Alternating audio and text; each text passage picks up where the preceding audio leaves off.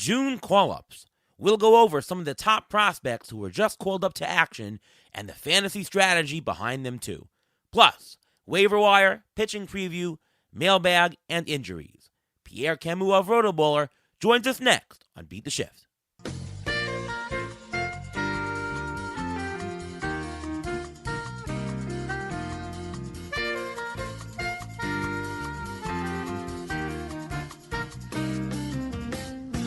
Welcome to another episode of the Beat the Shift podcast, presented by Fangraphs. I am your host, Ariel Cohen, and with me as always is Ruvain Guy. How are you, Ruvain? I'm doing great. How are you doing today?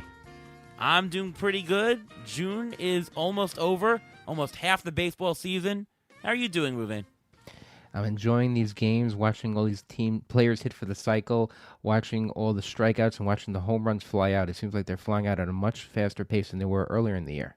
Yeah, it's going to be kicked into high gear. Summer is upon us. We are about the third day of summer. Can't wait. Very excited. And I'm very excited for this episode. We have a fantastic guest. He's the editor over at RotoBaller, Pierre Camus. How are you, Pierre? Doing great. Thanks for having me back one more time. Oh, always glad to have you. It's always a great show. And we have you on to do our call-ups episode. June is known for some call-ups, either some post-Super 2 or some prospects or whatever. And there are a couple of high-profile prospects, rookies, as you might say, in the majors. So we'll talk a little bit about that. First, let's talk a little strategy regarding it. And, just to throw out the general thing to you, Pierre, what is your strategy and timing in fantasy of picking up the June call-up? So are you someone who holds these call-ups all year, that you draft them and you hold them, you sit them on your bench? Do you pick them up a month in advance in May? Do you wait until they're called up in June? How is your strategy of how you work with the call-ups and on your fantasy rosters? Well, I'm a lot more selective than I used to be, and I'll tell you that because even though we see a lot of these prospects get called up younger and younger, and some of them now we don't have to wait for the call up, right? A lot of these guys break camp, they make the roster out of spring training. And the thing is, as talented as they are, and even if you say, okay, they've got their shot, it doesn't always happen right away. And we see so many of these players, even the high end prospects. Think about a guy who I was way too high on, as it turns out, although we'll see. Now he's gotten back up, is like Cj Abrams, right? So much ability. I mean, potentially he could be a guy who, when he gets on base and plays every day, could lead the majors in stolen bases, right? Could hit for 300 average in a good lineup. He wasn't ready. Clearly he wasn't ready. So drafting him, that kind of turned out to be a wasted draft pick. He was dropped almost everywhere. I mean, maybe if you have an NA spot in your roster, you could have stashed him, but hardly anybody did that, and there really wasn't a reason to. I mean, will it be different now? We'll see. We'll see what happens. But Josh Lowe is another example, a guy who actually, as it turned out in one league, which is a keeper league, I had drafted him. He was struggling, and I traded him, and then it was about a week later he got sent down. So I came out ahead on that trade. But you never know. And then a guy like Spencer Torkelson, top overall pick. He's been playing every day. It's not about opportunity. He's not ready, right? He's not getting it done. So I think it's just worth waiting. Are you going to hit on all these guys, once they do break out? Are you going to be able to pick them up before the competition? No, not always. And that's okay. The name of the game isn't to be always, the guy who has that top prospect. It's to build a balanced roster. And if you're loading it up with too many, high upside prospects and rookies, chances are you're going to have more misses than hits. So I find myself being a lot more patient these days and try to kind of pick them up in a timely manner, which means maybe a few days or a week before they're going to get called up. Yeah, I think that for me, it's playing the percentages. The call-ups category of players generally don't hit. There are always outliers, obviously. We saw Juan Soto hit. But in general, they don't pan out. So from that perspective, if I'm going to draft them early on in preseason and hold them, and spend money on it, right? If I have to pay a premium pick, it's rough. The only two ones that I can remember that I've done, and I'm glad, was, remember Chris Bryant. I had maybe a share or two when he first came up. We knew he was going to be brought up in May. It was just going to be a couple of weeks. So that seemed like, a decent pick. It's like a, quick injury, and, we didn't have to pay a huge premium. And I remember, Ruvain, once with you in the NFBC, I think we won that year, we picked up Trey Turner, and we knew he was going to come up somewhere in the middle of the year, June or so, and we held him all year. We picked him. We didn't spend dollars on him. We picked him in the reserve round, but we knew that he was just such a premium guy that it was worth holding. So that was an exception, but I usually don't. What about you, Ruvain? I really think it's league dependent. If you're in a keeper league, there's no reason why you shouldn't get one of these guys, one of these prospects that come up, because you can hold on to them. You can have them for next year. And if you feel like you didn't draft that well to begin with, then you'll have this guy on your bench and you'll have him for next year anyway. Or he can be a trade chip if you need to build your roster somehow, and another team is looking to rebuild in a keeper league. But in a redraft league, it's very team oriented and based on if there's room on your roster, because their benches are so small and in there so many injuries, it's so hard to roster and to hold on to these guys for an extended period of time. If you're able to do that, that's great. But a lot of times people are forced to drop these guys just because they need other spots. So it's kind of hard to do it nowadays just because of how many injuries there are. But I think that if you can get it from the beginning, from the draft, that's great, because you'll probably pay the least amount then, or you try to get it sometime the end of April, beginning of May, right before these guys get called up. Because if you wait for the week before, you'll have the Fabapalooza like we had a couple of years ago when a whole bunch of prospects got called up, and so much money of Fab was spent that week. Yeah, I mean, certainly, if you wait until they get called up and you have this big Fabapalooza, your return on investment goes down right away because you have to spend premium Fab dollars on it. Now, I understand that in the NFBC, which is a very specific format, guys who've never played in the majors aren't even eligible to be picked up before then, so there's absolutely no choice but to participate in the Fabapalooza. Still doesn't really help the return on investment. I mean, if you have to spend $300 out of $1,000 on a top prospect, well, that guy better hit or you've wasted a lot of money. And again, it happens, but the percentages really don't work out. Also, just to be clear, yes, in a keeper league, obviously, you're picking up for the future. You're going to pick up these guys much earlier. You're going to hold them all year, obviously. I do that too. I was referring more to a redraft. So, Pierre, here's an interesting question for you. Do you find that hitter June call-ups, are more reliable, more valuable than pitcher call-ups, or vice versa? Do you think there's a distinction between hitter and pitcher, and how do you work that strategy? Yeah, I'll take the hitter every time because we know it's a lot easier for a hitter initially to kind of get acclimated. Rookies tend to come in and they'll get all juiced up and they're ready to go, and we might see a really strong first start from a rookie. In fact, this year it's funny because I've been writing for RotoBaller the 2-start streamer article every week, looking ahead, and of course a lot of these streaming options are these young players, right? Rookies who aren't highly owned yet because they're not top prospects, and it seems to be a recurring trend. We have all of these rookies this year who come up and then they make a really good first start. And sometimes even a good second start. You'll see guys who pick 6 scoreless back to back. And these look like great additions. Like this is a guy who might come in and be worth owning. And then the third start, they get blown up. And then maybe their fourth start too. And then they've settled back to earth. And before you know it, you pick them up after their first or second start. And you're left with an ERA of 6, something like that. And then you drop them.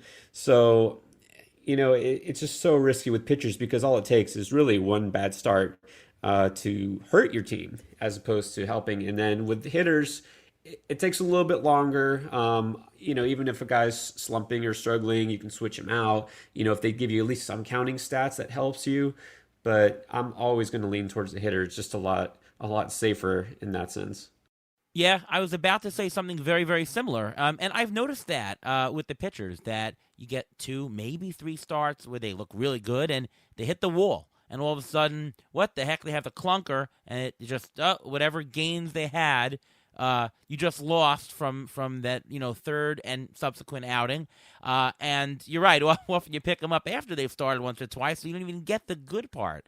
And hitters, I definitely agree with. I'll add to the hitter part that a lot of the young ones, the stolen bases sometimes often translate more up front. So even if a hitter is not really hitting all that well when they come up, but often they do steal the bases. So sometimes that's more reliable. Do you agree, Ruvain? Or do you think that pitchers are more reliable? What do you think? No, I agree with both of you guys. The hitters are much more reliable.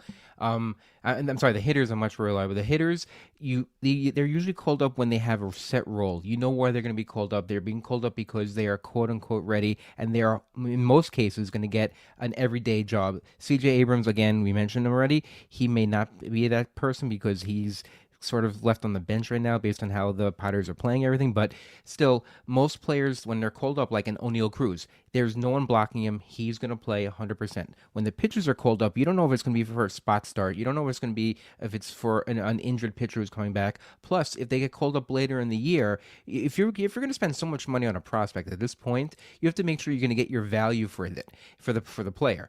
If the pitcher is a younger pitcher, a lot of times they have innings restrictions. If they do, you may not even get a full rest of season out at him. They may shut him down toward the end of August, beginning of September, just because they want to keep his innings down. So it's a little bit more riskier with the pitchers, in my opinion, because of that. Yeah, that's a great point. And in general, the playing time is something that you should really consider. We'll talk a little bit about Josh Lowe after, and he's on the Rays.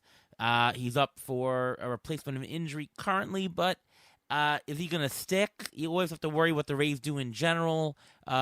Maybe that's a factor of not bidding him up. I don't know, but it's something to consider in terms of the playing time. Here's a quick, interesting question. Is it ever worth using these June call-ups for trade bait? We're talking in a redraft league, not in a keeper league. Obviously, keeper league's different. Ever worth using these as trading? Pick them up and quickly turn them around. Have you guys had any experience with quick trades of them? Yeah, absolutely. Well, I think I mentioned it at the top when you mentioned Lowe again. That's exactly what I did. It wasn't really a mid-season call-up, but somebody who weren't sure if he was going to, break camp, and he did. And then I flipped him because I knew the perceived value was high, and I mean he wasn't off to a good start, so I traded him. Now, as far as mid-season pickups, unless it's a guy, an elite prospect that you really feel is major league ready, like we talk O'Neal Cruz is now up, and we'll talk more about him, I'm sure. But that's a guy I'm not going to trade away, right? Because the ceiling is so massive, and he definitely is going to get a lot of playing time. I don't see him being yo-yoed back and forth. But a lot of these guys, we go crazy for the shiny new toy, and a lot of these guys also get sent back down really quickly. That's something we've probably all played for a very long time, played fantasy for years. I remember back when it used to be that players weren't called up until they were really ready, had at least a year in double or triple A, and they were at least 23, 24 years old maybe. And then once they were up, they were kind of up to stay unless they really struggled. And we see so many guys now who get called up, and then a week later they're sent down, and they didn't even maybe get more than 5 at-bats or one start. It's that yo-yo factor really plays a big part in things because there's no guarantees these days for playing time. So I think, unless it's a guy you're really sold on or you really need, I don't mind at all flipping them, because for the most part, you're probably going to get more out of it than what you're going to get from them that year. Again, talking redraft. Make sense, Ruben?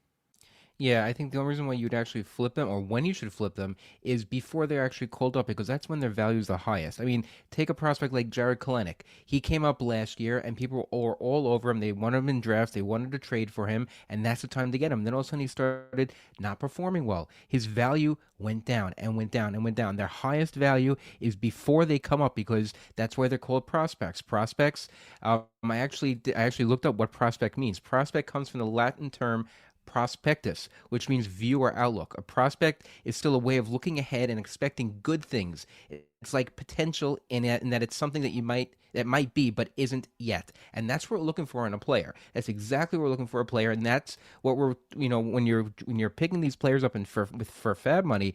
If you can get something similar that is a known quantity, with that same amount of fab money, and you'd be willing, let's say you want to trade the O'Neill Cruz and you can get a top pitcher that you think is valued at how much ever money you paid for him, for how much ever paid money for O'Neill Cruz, then it would be worth it. But otherwise, there's no reason to trade him. Just hold him and ride him as much as you can. Yep. And this is the Beat the Shift podcast where we not only do fantasy baseball, but we also learn Latin. So thanks for that, Ruben. No problem. All right, let's talk about some of the prospects. But before that, time for our Injury Gurus Trivia of the Week. Well, now that we know what a prospect is, the first prospect we're actually going to be talking about and discussing in this episode is going to be O'Neill Cruz. And O'Neill Cruz was recently called up by the Pittsburgh Pirates, and he happens to be 6'7". He's a 6'7" shortstop.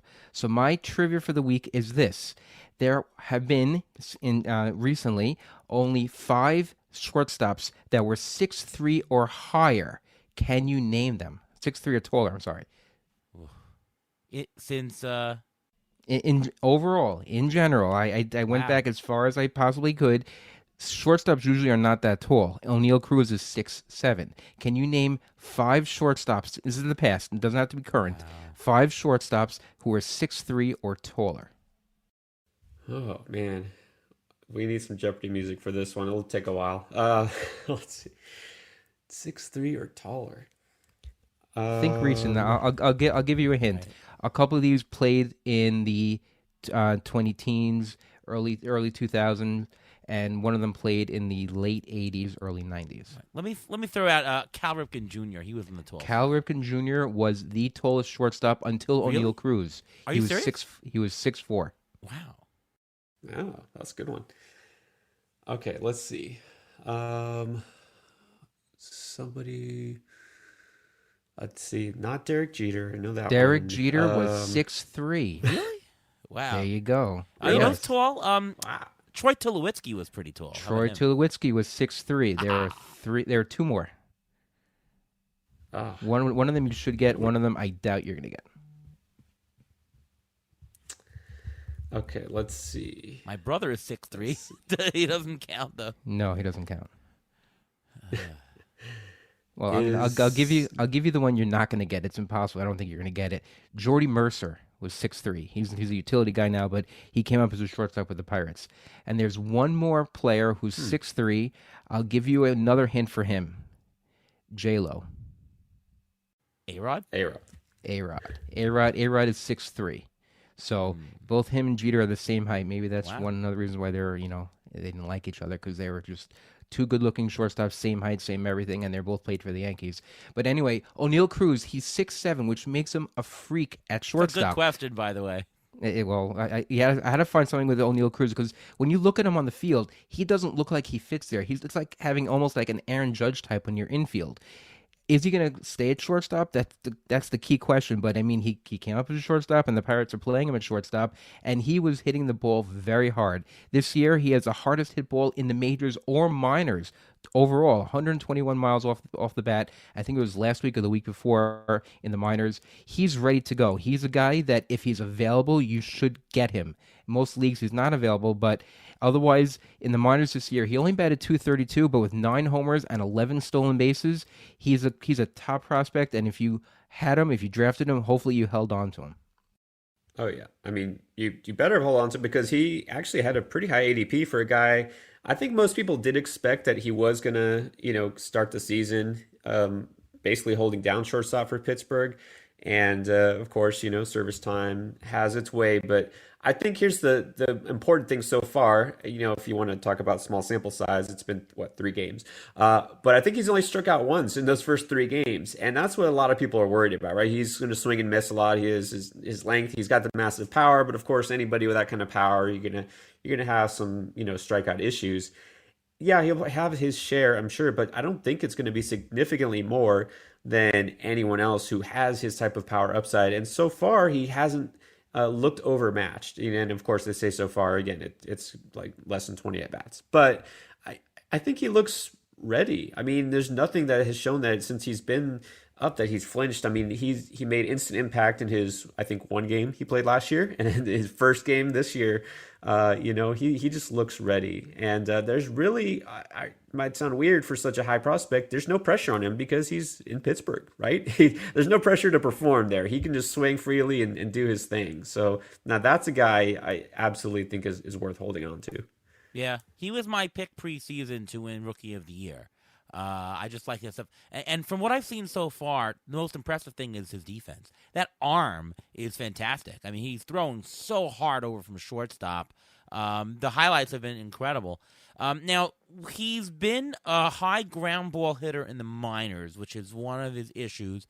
In 2021, he really did correct that. He went down to like a 30%, which was fantastic.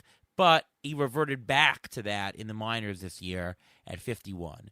So it's a little bit too early to tell what he's doing in the majors so far, but I think that's one of the keys, is the strikeout rate, as you mentioned, but also is the ground ball rate. So if he can hit more fly balls, hit more line drives, and keep that down, he's going to be an absolute star. And you're right, the pressure is not there. The frame is fantastic. I really like O'Neal Cruz, and I think he's a help for this year also. I think that I don't think he's coming back down, right? Do you guys think he's staying up? Yeah. Yeah. I mean, that's the biggest key. He absolutely should. Yeah. Yeah, and then one thing I should correct, because I'm checking today's box score. He did strike out twice today. He did also have a double and an RBI, but yeah, so now he's up to 3 strikeouts in 18 plate appearances, which is still not bad. And even if he keeps that ground ball rate, he's still going to get on base because he's got great speed. So it's not like even if you're hitting ground balls, okay, he's not going to hit for power, but he can still get you stolen bases because, again, he's playing in Pittsburgh. He's going to get on base and he's going to steal. And the Pirates started off batting him, I think, 7th or 8th in the lineup, and now they're ready to move him up to 3rd or 4th. If they move him at 2nd or something like that, he's going to get on base more, give him more opportunities to steal bases. You never know. So let's talk about Riley Green, who a lot of people had ahead of Spencer Torkelson on the Tigers. He hit .274 in AAA this year, only 1 homer, only a 97 WRC+, so not a phenomenal year. Last year he was incredible there, 153 WRC+ in minors, batted .308. He doesn't strike me as the homer type. He's the full package type to me. But I think that he's got a really high chance of being impact this year. We're talking a high average, enough homers. Sometimes he'll steal. I think Steamer projections to me look the best. 8 homers rest of season, 4 steals. They have him at a conservative 255 average. I think he could beat that. So let's look for that. But I think Riley Green, he maybe would have started the season if not for injury. I think he's here to stay, and for that reason, I think he's going to jumpstart the Tigers' offense, who I think is underperforming. And I think Riley Green is obviously a definite hold. But what are your thoughts on him, Pierre? Yeah, I mean, they better hope he jumpstarts something. I actually thought for a minute he might jumpstart Torkelson because, he came in and, his debut, got some base hits, and those first 2 games I think that Riley Green played, all of a sudden Spencer Torkelson was getting hits, and then he went back to 0 for 4 the next day. But it's going to take a lot more than that for Detroit's offense. The thing is, like you said, with Green, he's got the hit tool, and I think we can count on a pretty good average. The power, it's probably just going to be modest. He strikes me more as kind of a high-end Michael Brantley type who could get to 20 home runs, but I don't think he's ever going to be a 30 home run hitter. And, playing in Detroit obviously doesn't help his chances, not a favorable park and, that division. So I think he's definitely worth holding. The plate discipline is great, and that's the thing. That's what translates the quickest to playing at such a young age. He's only 21. The fact that he's taking walks and he's very patient with his approach. He'd rather probably have a productive at bat and get a single than sell out for power, right? And so it's good to have that kind of player these days with batting average down across the league and so few players you can count on for average. So I think that Green is definitely somebody to hold on to. I've got a really interesting question. Who would you rather take rest of season, Green or Michael Brantley? You got to say Brantley still because I mean, in that offense, as opposed to Detroit's offense, you're talking about bottom three offense in the majors, and I really don't see it turning around very much. I know Baez is doing a little bit better these days, but man, there's issues there. So yeah, I've got to go with a guy with a proven bat in the better offense. So still Brantley. Agree. I'd actually take Riley Green. Riley Green has possible power. Last year in the minors, he hit 24 home runs with 16 stolen bases and batted .301. This is a guy who was more seasoned and more ready for the majors than Spencer Torkelson was. In one of our home leagues, Ariel, someone dropped him the second week of the season. The following week, I know he was out for 2 months. The following week, I picked him up. It was a waste of a roster spot, but now I have him, and I'm playing him already. He's a guy, I think he's going to be the 5 tools guy. I think he may end up being the rookie of the year in the American League. I mean, Brantley is a fantastic batting average hitter. Here's a good question here. Since 2014, let's not count the 2016 year where he had 39 at-bats, but every single year other than that, what was his lowest batting average since 2014 in a season? Let's do prices right, higher, and lower. 282. Higher. 289. Higher. 299. Lower. 297. 298. There you go. And that's this year. This is his worst batting average year. He hasn't been below 300 in a while. I mean, he's an incredible batting average hitter. I don't think Riley Green could hit under 250. So I think that I would take Brantley rest of season. Power, I don't know. That's probably more even, but I think the batting average really does favor Brantley. Let's talk. With Power being in more of a premium this year, wouldn't Riley Green be better for that? Because batting average is not as bad as it was last year. So wouldn't that put Riley Green ahead of Michael Brantley? I mean, batting average is quite down also, so the premium that Brantley faces is also more. Okay. So, Jeter Downs, a couple of Red Sox here. Start with Jeter Downs. Big power speed combo in the minors. Not fantastic in the minors this year. Hit only just 180 and 86 WRC plus. And we got Jarren Duran also. I think Jarren Duran looks a little bit more translatable in terms of his skills to the majors. He's batting across both majors and minors this year, 300, which is fantastic. What are your thoughts on the Red Sox prospects, Pierre? Well, Downs, I think they just sent him back down today. So it's that same thing we talk about. I mean, just as soon as he's up, he's back down. We'll see him probably again later, but it's not somebody that you want to count on for this season if you're not in a keeper league. Durant's more interesting, and he's a guy who would seem to be more ready. Of course, he's a little bit older than Downs. He's intriguing because he's got the hit tool too. He does have some speed. We'll see. The power's really not going to be there too much. But I think he's a guy who could make an impact, especially if you're looking for kind of a similar combo we talked about with that batting average first. A little bit in terms of stolen bases, though the Red Sox don't run that much because they really don't need to. But it probably would have to be a deeper league if it's a redraft league to roster him because you can't count on him being in the lineup every day. But I definitely have more interest in Duran. So Jeter Downs, probably of the four people we've spoken so far, at the bottom. Where do you rank the other three? Cruz, Green, and Duran. I think for me it's that order. Yeah, that's the order for me. Ruben, your thoughts on that? I agree with that 100%. Jeter Downs is not ready yet. He was only batting 180 in the minors this year. He did show his pop and did show his speed. That's great, but I don't think he's ready yet. And Jarren Duran, I think the Red Sox, they've been batting him leadoff. And if he's batting leadoff in that lineup, the Red Sox are 8-2 since he was called up. So he's doing something. You're talking about jump-starting an offense. Jarren Duran is a guy who may stay in the lineup. He may get his plate appearances. He may get those runs if he's batting leadoff. Especially, listen, Kiki Hernandez was leading off for a time for the Red Sox. He was hurt, but Jarren Duran can just take his spot, and it seems like he's doing a fairly good job. He's hitting at a better average than Kike Hernandez was. And Kike Hernandez, he'll be back soon. So will Christian Arroyo. That's the reason why Jeter Downs didn't last that much. But I think Duran has much more staying power. All right, a couple more prospects. How about Josh Lowe of Tampa Bay? Mentioned at the top of the show, Tampa is notorious for, are they going to platoon a guy? Are they going to play him? Is he up? Is he down? He's been back and forth. What do you think he's capable of doing, and what do you think he's going to do the rest of the season, and should you be rostering him, Pierre? We're talking about Josh Lowe. What he's capable of realistically is a 2020 season.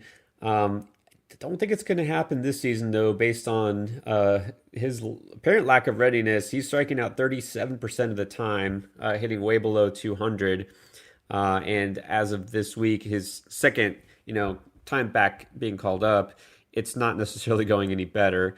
He's definitely got an opportunity, even though the Rays, you never know what they do. But Kiermaier's on the IL, and Margot is now on the 60-day IL. He might not even play the rest of this season. So this is it. He's got his shot, but if he doesn't do something pretty soon, if he keeps striking out at that clip, he's not going to stick around very long. So the upside is there, but again, this is a player that, even though not as young, not nearly as young as some of these guys we talk about, like Riley Green, just hasn't quite adjusted to major league pitching yet. So it's got to be a wait and see approach for him. Once it starts to click, then maybe that's it, and he takes off. But he's definitely struggling. The only thing is that I don't think he's got anything else to prove in the minors. I mean, last year, 22 homers, 26 steals, 291 average. Decent this year. Batting .300 in the minors, 6 homers, 6 stolen bases, 144 WRC plus this year in the minors. He's got nothing else to prove. I mean, the question is he a quad A player? Is he a major leaguer? Tampa, they may not have any choice with some injuries to try him now. But I don't think he's got anything to prove in the minors. So sending him back down, other than if they would not give him regular at bats, that's the only reason I would send him down, because he's been fantastic in the minors. Right. No, that's exactly right. He doesn't have any reason to be back down, but if he just, is going to keep swinging and missing, and he can't produce quality at bats, Tampa's not a team that needs to be patient, with these young prospects. They can get somebody to take his place. It's not Pittsburgh or Detroit, right? And so that's the thing. He might just become a bench player. He might become every once in a while fill in. That might keep him in and just see what he does. But again, if he's in there every day and he's going 1 for 4, 0 for 4, 0 for 3, he's hurting your team as opposed to helping, and then he's taking up a roster spot. So for fantasy purposes, even if he sticks on the roster for Tampa the rest of the season, he doesn't necessarily belong on fantasy rosters. And speaking of Tampa's roster, that's the whole issue. Who else is going to play the outfield? They have a Rosario, that's fine. They have Harold Ramirez, who's DHing around, sort of, kind of. He can play the outfield as well. But if they have Vidal Brujan, he's an interesting name. He can play second. He also recently started playing the outfield since, like you mentioned, Manny Margot. He's on the 60-day IL. He may not come back this year. Kevin Kiermaier has a chronic hip issue. He's had multiple cortisone injections already. You don't know how much you're going to get out of him. Other guys on the bench, you have Luke Raley and Brett Phillips. So, I mean, it's not like he's really battling for a job there. The job is given to him. He just has to sustain it. Will he be able to do that? I don't know. But if you want to, take a chance on a guy like Vidal Brujan, who was also a top prospect last year, who didn't make it that well, he's going to get much more playing time now. Maybe you'll see. If they get more consistent playing time, they may also, something may click, and they may be able to get to the level that they're expected to. How about another prospect, Cj Abrams, for the Padres? Padres are known to bring up or try out these prospects a little bit more than some of the other squads. He breezed through the minors. I mean, he's a young guy. He's only 21 years old. He breezed through the minors, really. 2021, Double-A, just torched it. So far in the minors this year, he's been fantastic. Batting .314. The majors, not as much. Maybe this is a type of guy who does need a little bit more seasoning in the minors, a little bit more experience. But so far, his skills has somewhat translated to the majors. He's striking out only 18% of the time, which is pretty good. He hasn't been a fantastic walker, but he's walking a little bit north of 5%. Hitting a little bit more ground balls than he has in the past.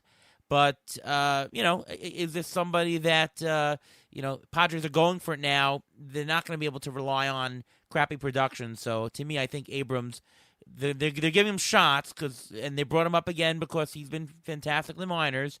But, to me, if he's not succeeding, they'll send him down because they're built to win right now. They're competing for even the division title in the NL West. What are your thoughts on Cj Abrams, Pierre? Here's the guy I'm still carrying the torch for, and like you said, as far as rookie of the year, I like Cruz. I had him second. Abrams was my pick preseason. I thought he would be the guy. And like you said, he's got everything you would want. I mean, he can hit for average. He does have a little bit of pop. He hasn't really shown it yet, but he could grow into some power. But he could absolutely lead the league in steals, once it all comes together. And of course, he struggled big time, sent down. But as soon as he got sent down, he lit up the minors. I mean, he hit 314 in AAA, and it looked like he was on a mission to get back called up to the big club. And the Manny Machado injury, just happened, and now he's playing again every day. Here's his shot, right? He's playing shortstop. And the one good thing, even though his average is pretty miserable so far this year in the majors, he's not striking out a ton. He's not like Josh Lowe, who, what was it, 37% strikeout rate. He's striking out less than 20% of the time. So, with his speed, he can leg out some, ground balls. He doesn't have to depend on power to be productive. In a good team, a good lineup still, even, with Machado out, still pretty talented team. So he's definitely somebody I'm still watching for and hoping that he starts stringing together multi-hit games. He at least had a hit in each of his last two games. So, hey, maybe it's happening. We'll see. But he's a guy I'm definitely going to be patient with. If it doesn't happen, it doesn't happen. But even though he is also very young, like I said, he moved up so fast to each level because he made it look easy. And I think it's just a matter of time before it clicks for him. Thoughts, Ruben? I think the key is what the Padres are doing with him. When he came up, he was a shortstop. When they sent him back down, they wanted to teach him how to play the outfield because look at the Padres' current outfield. Because this is according to Roster Resource. They have Jerks and Profar in left. They have Trent Grisham in center, and they have Nomar Mazara in right. That's not exactly winning you any divisions anytime soon. If they can get Abrams back going, and if he can play the outfield, that's going to be a place where he can flourish because Tatis will come back. There's going to be a roster crunch also when eventually Will Myers comes back. So there's going to be a roster crunch. If you pick him up, if you're going after him, that's great for the short term. But will he be with this team come end of August, beginning of September when you need him for a late playoff push or to help win your fantasy league? I don't know if he's going to be there just because there's going to be that roster crunch. Is he going to stay on the roster as opposed to a Nomar Mazara, a guy who's more quote-unquote proven because they're running for a division and they want something proven in the lineup as opposed to a Cj Abrams? He's not going to play shortstop when Tatis gets back, if Tatis plays shortstop, unless they put Tatis in the outfield. So you have to see how the Padres balance what they have because they have a lot of different players that can play a lot of different positions. Like Profar, he used to play the infield, now he's got the outfield. Abrams, same thing. So you have to see the playing time for me. Abrams has shown that he can do it. It's just a matter of getting the playing time. So just to end with some strategy here, any of these guys that we talked about so far, are they worth a big 20 to 30% bid on the waiver wire this week if they're available? Anyone? Cruz and Green. Yes, Cruz definitely. For sure. Green, I don't know if I go that high. It sounds like Ruben would, and I wouldn't blame anybody for doing that. But I think Green and Cruz, those would be the guys. Duran, I would go maybe a little bit lower. Maybe 15 would be my max. And low, I've already said I'm gonna have to see it first. Abrams, you don't need to because again, he hasn't really done it yet. If Machado comes back and then they keep Kim in every day, then he might go back to the bench or be sent down. But to me, Abrams, the one thing to finish with that thought is that the roster makeup of the Padres almost works in his favor because if Tatis comes back and plays every day, it's probably going to be in the outfield, right? They're not going to put him at short just to alleviate some of the pressure and the load on him. And so that pushes, to me, Mazara out. And then Abrams can probably play shortstop, again, assuming he's actually hitting. And I think they want him to win that job, and they'd rather keep Kim as kind of that utility guy. But of course, he has to start hitting first. Obviously, it depends on the format, and deeper formats, you're obviously going to have more of a need for these players than shallow formats. But, Ruvain, what are your general thoughts on heavy fab bidding on these guys this week?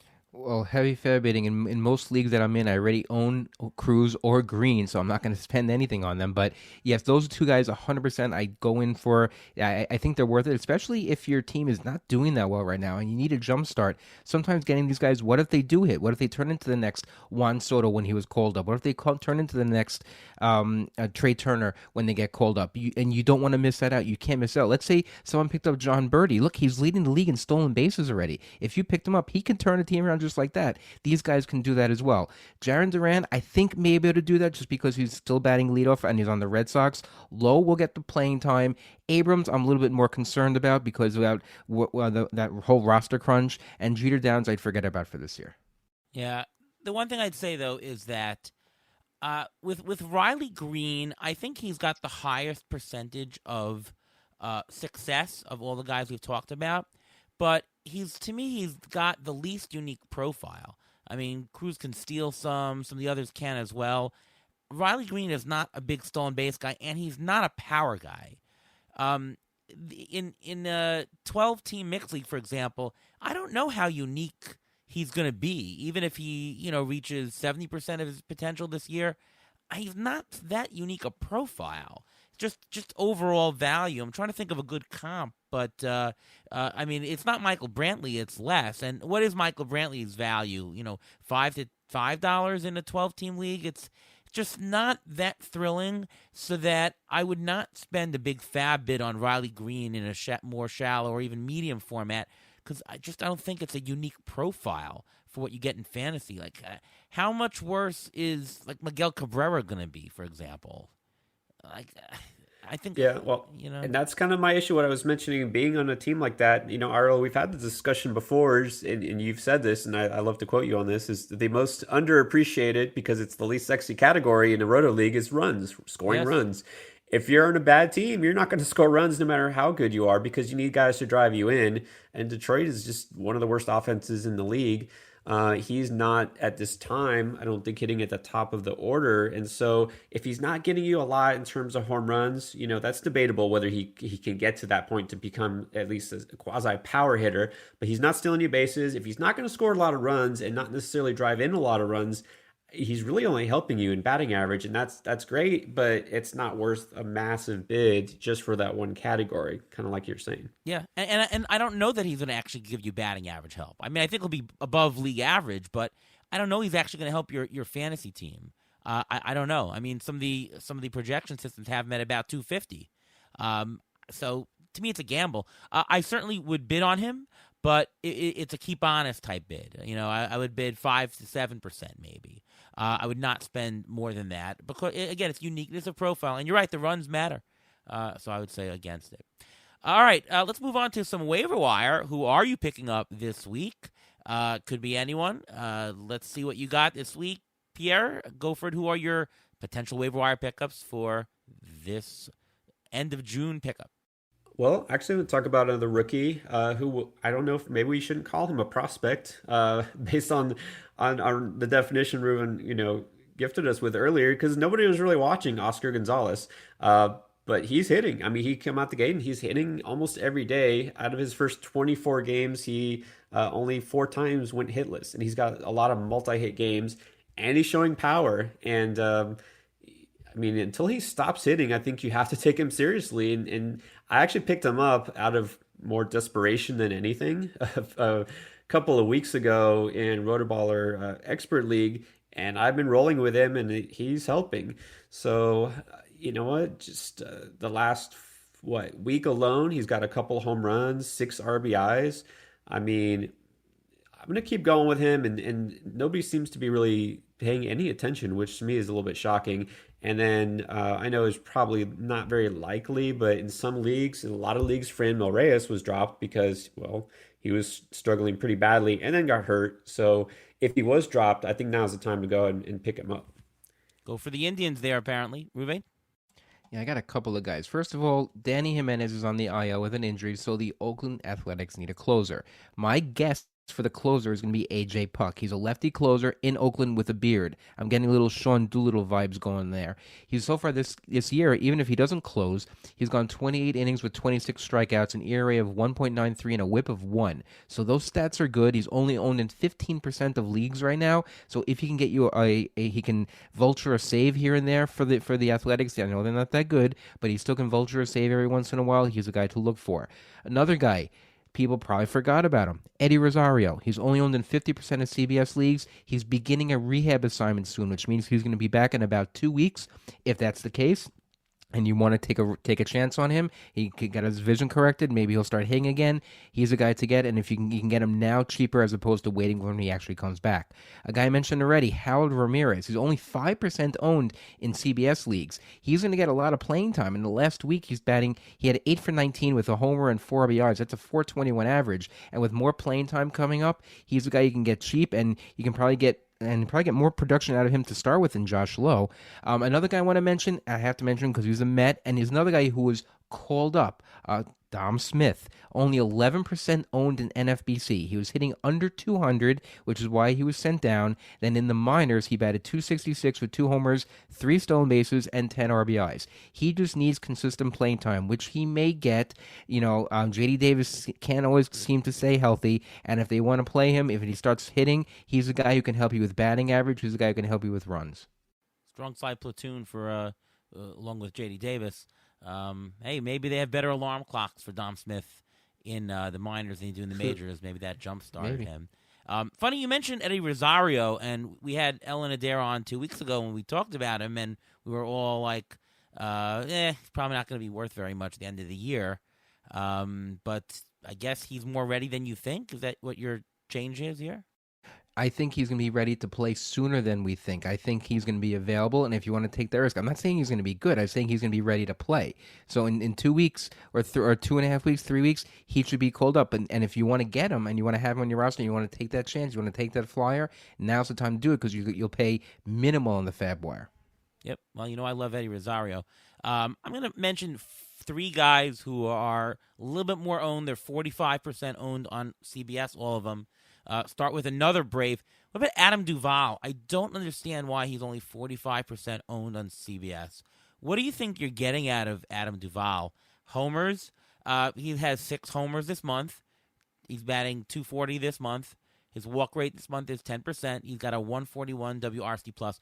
Adam Duvall is an example of a player who, because he struggled in the beginning, his overall numbers look a lot worse than he's been doing lately. And a lot of times, the best pickups to do are where you have somebody who the numbers are worse, but they're playing great now. And if you took off, maybe not, maybe just don't count the first month, but take off April, leave May and June, the numbers are still much better.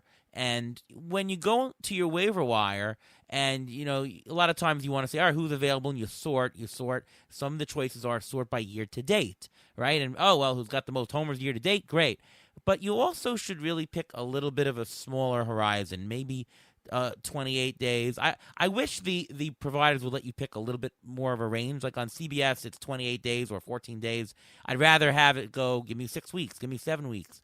Because a lot of times you'll get more information out of that. And Duvall is one of those guys. We talked about a couple weeks ago about Zach Wheeler, how Zach Wheeler's first 3 starts were crappy, and purposely crappy because he, instead of doing a spring training, he just did it on the major league level, so he was terrible. So his full numbers look worse than he really is. He's really pitching to like a 1.2 ERA, yet his full numbers are like a 2.7 ERA, like double.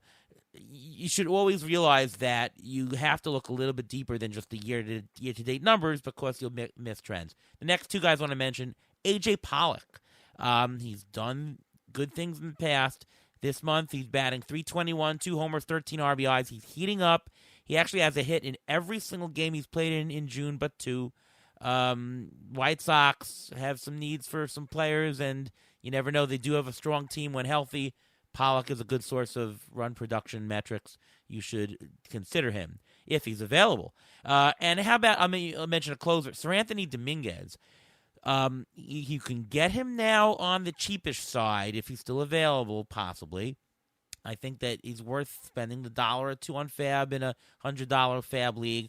He could be the Phillies closer. Maybe Knebel gets dealt. Maybe Knebel's is hurt and he's not ready and he gets a setback and he just goes down. Who knows? Seranthony Dominguez, he just got a save the other day in an extra inning affair, I believe.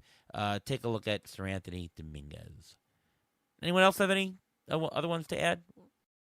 Actually, you mentioned the White Sox, also a good time to add Jake Berger because, barrel rate above 90 percentile, and with Mancada back on the IL, he's going to hold down third every day. We know he's got power, a little bit older for a rookie. He's had injury troubles, but he's kind of putting it all together. So if that whole lineup can ever actually stay healthy, if Eloy Jimenez can ever come back, he's in a great spot, and I've got a couple of shares of him already in different leagues. So Jake Berger, definitely someone to look out for. And if you want to get ahead, we're talking about prospects, a guy that I'm picking up now so I don't have to spend hundreds of dollars in Fab. I hope Corbin Carroll gets the call next. So that's the guy I'm trying to, kind of stash wherever possible.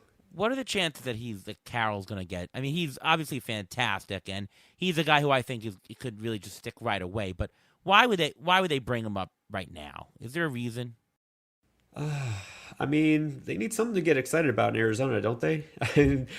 I get that. Yeah, maybe they don't have the huge impetus to bring him up now. But again, he's kind of showing that he's overmatched. He's overmatching pitchers, I should say, in the AA level. So, I mean, it depends on the organizational philosophy. Look, some of these teams are surprising us. Like Pittsburgh, we thought, okay, maybe they'll hold on to Cruz, but they're calling up all of their prospects. Like it's prospect palooza for them, right? They're just giving them all a shot, and I love that. I love seeing that. Let's just put them up and see what they can do. I'm not saying Arizona is going to go that route, but you know what? By midseason, if they start to fade in the race, maybe they decide to go for the youth movement.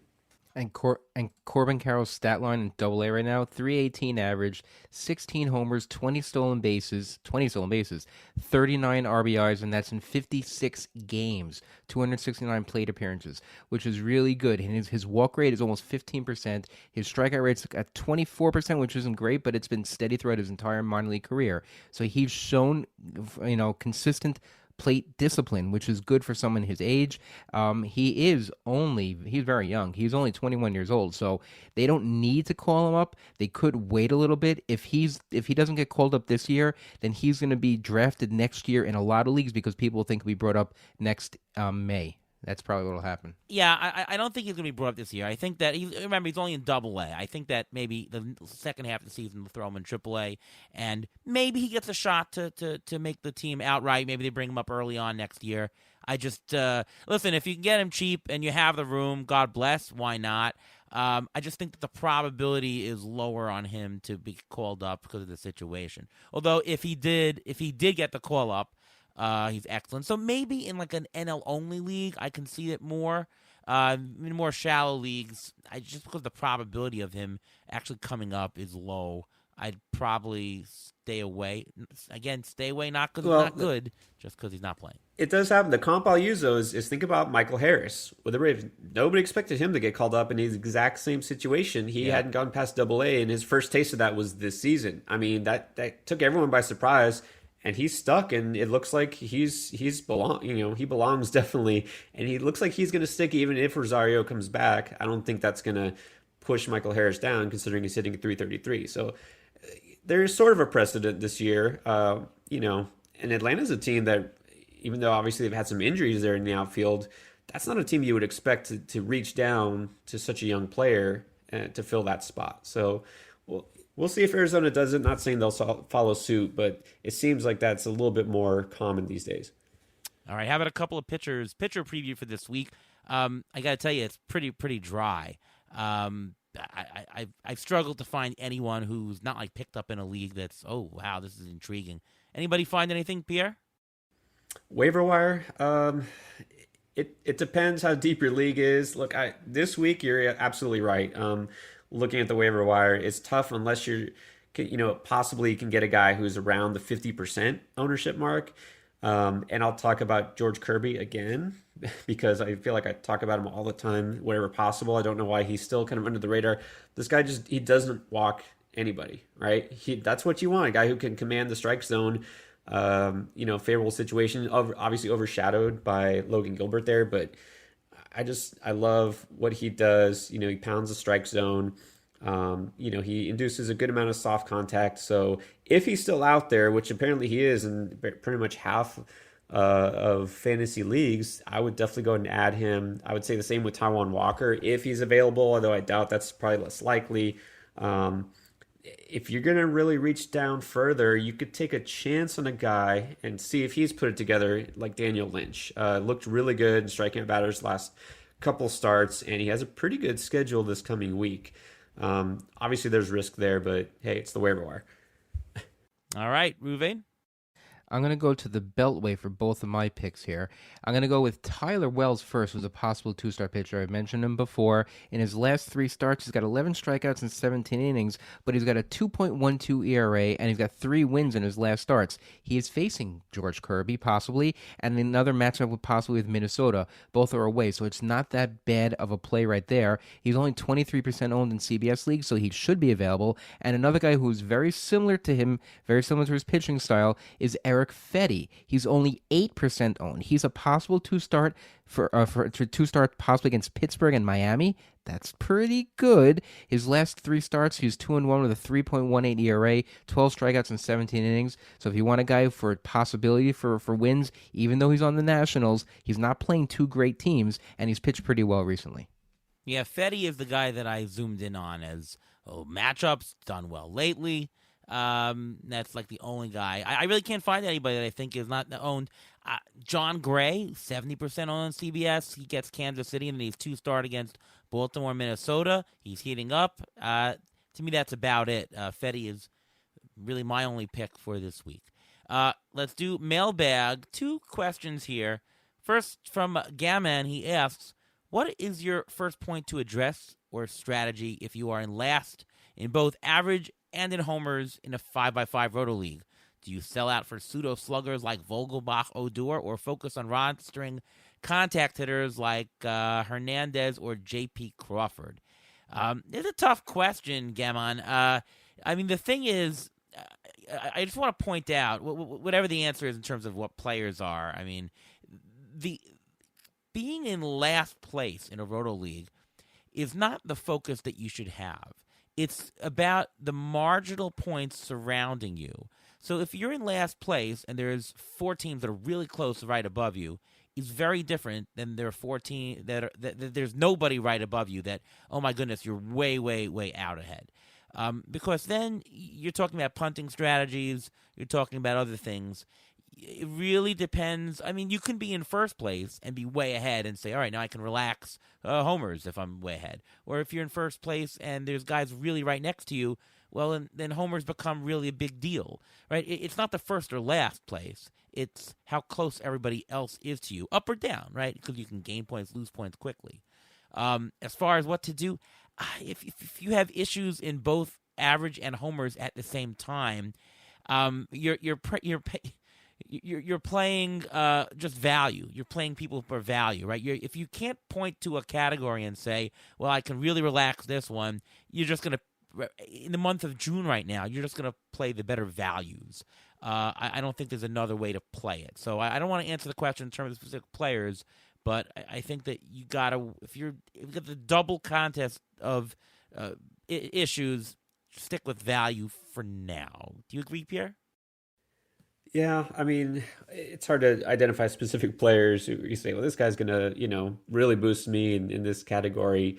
If you could identify that type of player, most likely everyone else can too. They're going to be bidding him up on the waiver wire. You really have to kind of hone in on those categories like you were saying, So to answer the first part about the pseudo sluggers, the guys like the, Rougned Odor, Vogelbach, and those types, no, they're out there for a reason. They're not going to help you because really the type of power they're bringing to the table, it's not really giving you much of an advantage. Maybe they'll get you a couple homers here or there over your existing roster, but at the same time, they're probably hurting you in average. And so, you know what, at best breaking even.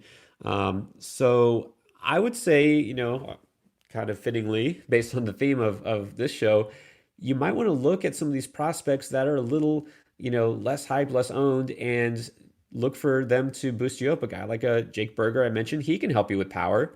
And he's actually hitting for a better average than those guys you mentioned, like Vogelbach and Odor. He's hitting 291 in June. Oscar Gonzalez, same thing. These guys who are freely available. And while everyone's, bidding up and hoping for the big prospects to pan out, you can go for those lesser hyped players. As far as trading, you know what? Probably if you're last place and you're trying to negotiate trades with the teams above you, they're going to try to take advantage of you because they can, right? You're not going to have a lot of desirable assets.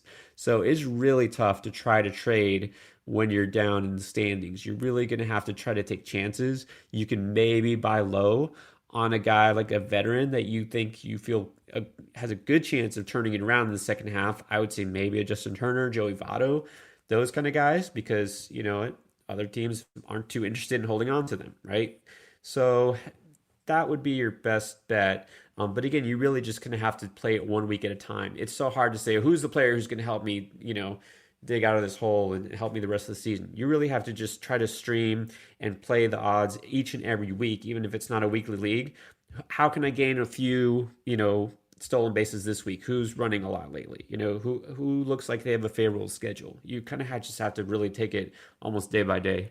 Yeah, and the other thing I point out is that you want to increase if you're in last in both the categories, you're not in good shape, I'm sure. You need to increase risk. Going for Dan Vogelbach is not going to solve your problems. J.P. Crawford, a nice player. He's more consistent. You actually don't want consistency. You want upside. So you might want to spend on some of these prospects. You might take a gamble on whoever the hot player is right now. I would increase risk in it's not just about the players. It's about the strategy behind it, and you want to increase your risk in terms of who you play at this point if you are in last. Anything to add, Ruben? Yeah, it's upside and value. Try to get the most out of both.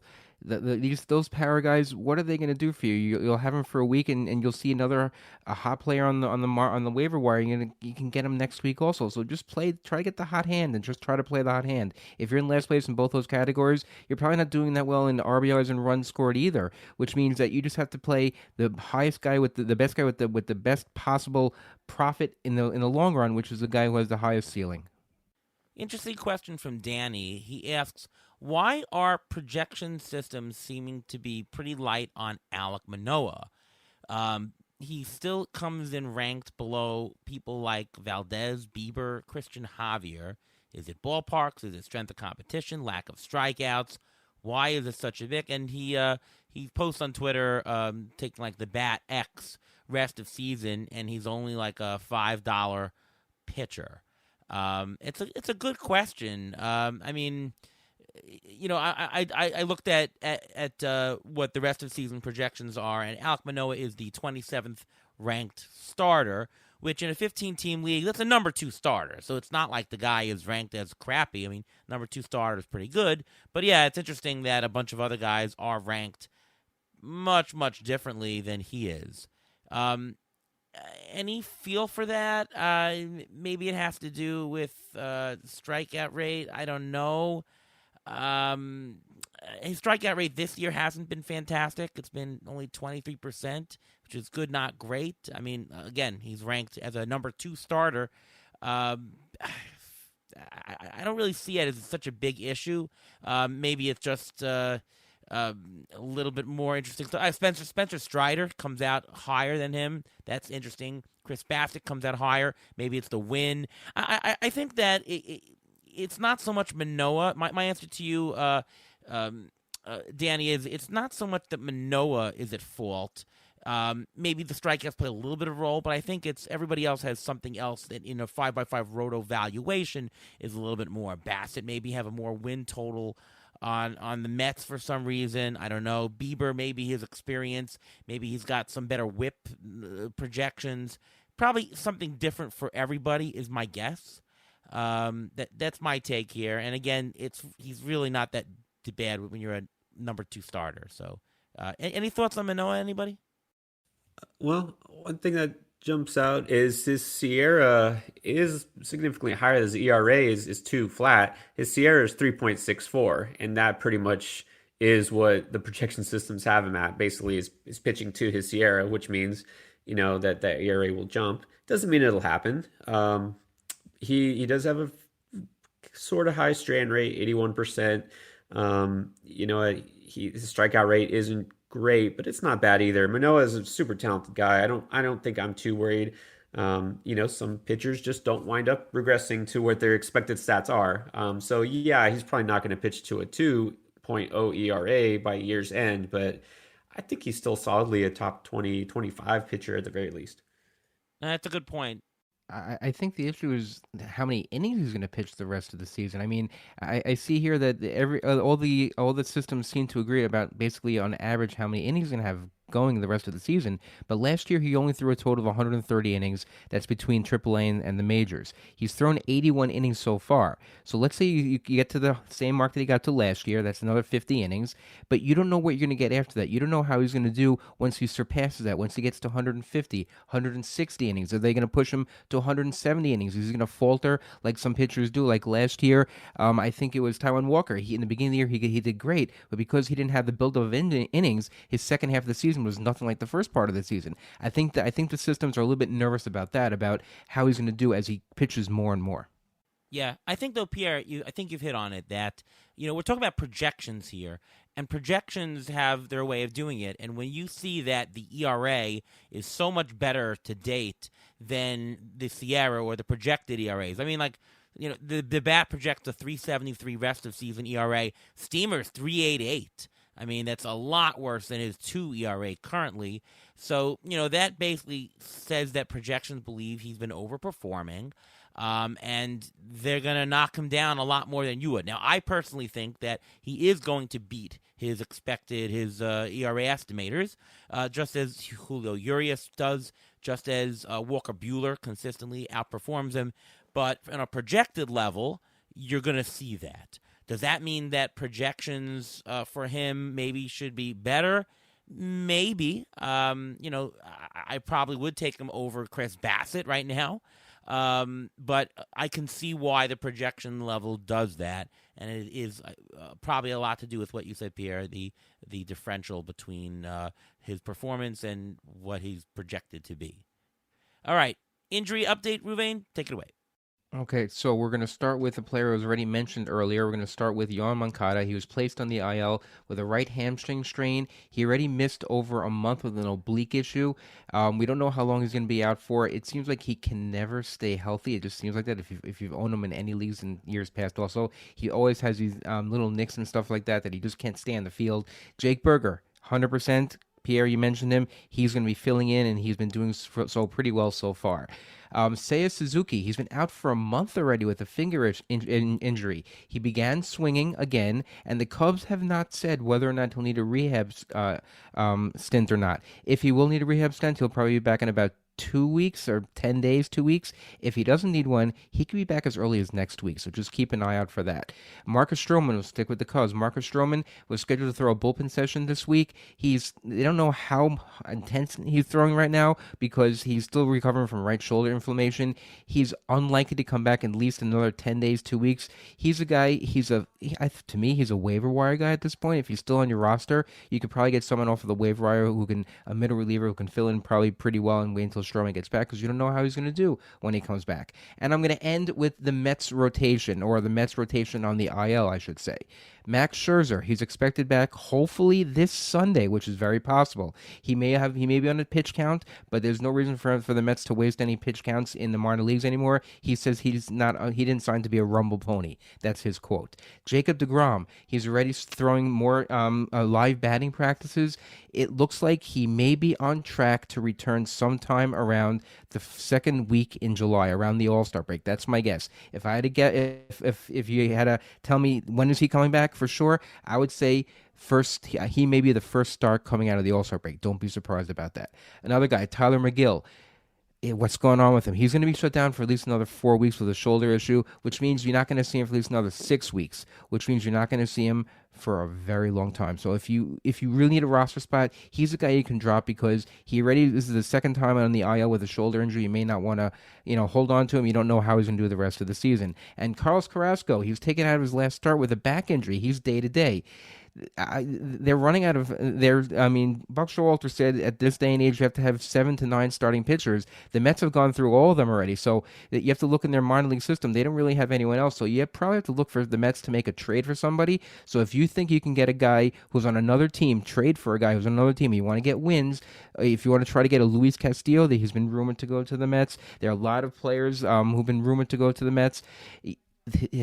Steve Cohen, he's willing to pay the price for it. So if you want a guy with wins, get a guy who's possibly slightly underperforming on another team that may be traded if they're on a bad team, and they may get traded, and they may get more value out of them when they come to the Mets. Yeah, the McGill thing is bad because I've had him on a lot of teams. Excited for him. He was off to a great start, but I think like NFBC formats, he's a drop, unfortunately, right now. I mean, if you're struggling right now and you need the roster spots, you just got to go. And who's picking up next week? No one's picking up next week, so you can use that roster spot for someone else. The grand old rule is you can drop somebody as long as nobody's going to pick them up next week, right? If no one's picking up McGill next week, which I can't believe they would, you can drop them safely. Worst comes to worst, you re-pick them up for $1, right? But so you can drop McGill, I believe. Listen, it's the Mets, talking about the Mets injuries in the rotation.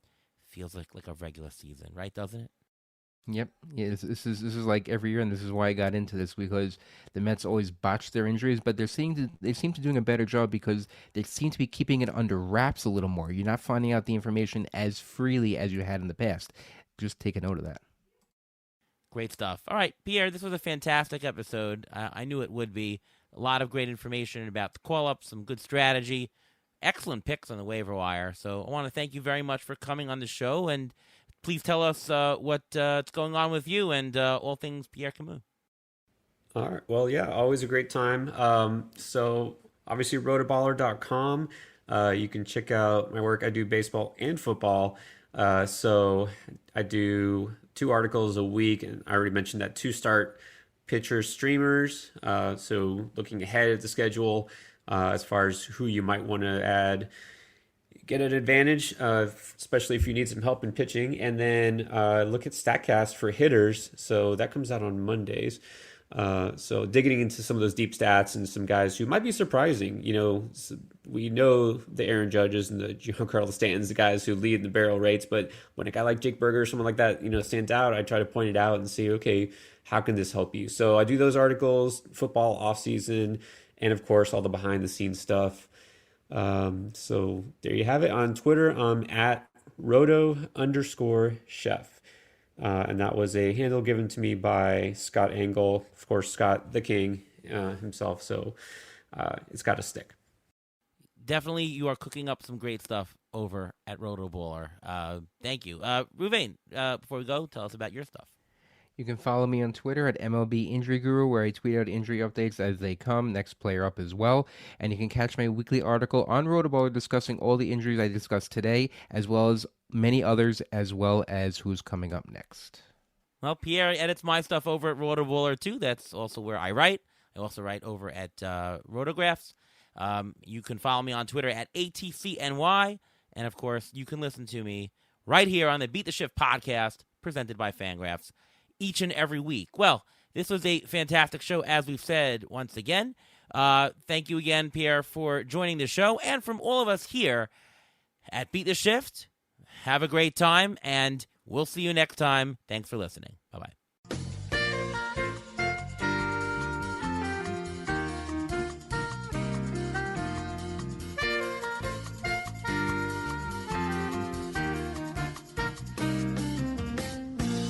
Thanks for listening to the Beat the Shift podcast presented by Fangraphs.